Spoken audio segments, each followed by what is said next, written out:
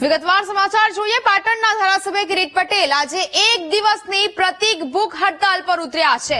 ઉત્તર ગુજરાત યુનિવર્સિટીમાં ચાલતા ભ્રષ્ટાચાર સહિતના મુદ્દે હડતાલ યોજવામાં આવી છે। યુનિવર્સિટીમાં દારૂકાંડ મુદ્દે જવાબદારો સામે કાર્યવાહી નથી થઈ। યુનિવર્સિટીમાં ચાલતા ભ્રષ્ટાચાર સામે પણ ફરિયાદ છે તે દાખલ કરવામાં આવી છે અને પાટણના ધારાસભ્ય કિરીટ પટેલ ફરી એક વખત તેમને આંદોલન અને એક દિવસના પ્રતિક ભૂખ હડતાલ પર તેઓ ઉતર્યા છે।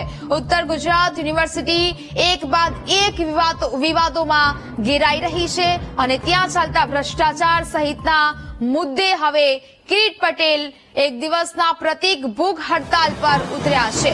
ઉત્તર ગુજરાત યુનિવર્સિટીમાં ચાલતા ભ્રષ્ટાચાર સહિતના મુદ્દે હડતાલ પર બેઠા છે। યુનિવર્સિટીમાં દારૂકાંડનો મુદ્દો સામે આવ્યો હતો, જ્યાં જવાબદારો સામે કાર્યવાહી નથી થઈ તેવા આરોપો લગાવાયા છે। યુનિવર્સિટીમાં ચાલતા ભ્રષ્ટાચાર સામે પણ ફરિયાદ છે તે દાખલ કરવામાં આવી છે। પ્રતિક ભૂખ હડતાલ પર કિરીટ પટેલ બેઠા છે, જ્યાં યુનિવર્સિટીમાં ભ્રષ્ટાચારના મુદ્દે તેઓ વાત કરી। બોયઝ હોસ્ટેલમાં દારૂની મહેફિલ મુદ્દે ફરિયાદ નથી થઈ। ભૂતિયા ફાયર સેફટીની 100 થી વધુ કોલેજને મંજૂરી આપી, તેને લઈને પણ તેમનો આ મુદ્દો છે। વિદ્યાર્થીઓને રોજિંદા કામ માટે ધક્કા ખવડાવાય છે। અસામાજિક તત્વોની યુનિવર્સિટીમાં દાદાગીરી છે તે વધી છે।